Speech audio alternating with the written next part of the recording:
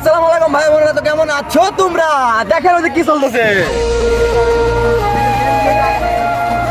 তো এই জায়গায় শুট চলতেছে আর অনেকদিন আমাদের ডিবেল ব্লগের ভিডিও কিন্তু অফ ছিল, একটা ফোনের সময় ছিল, ফোনটা মেরামত করার পরে আবার আমরা ব্যাক করলাম ব্লগে।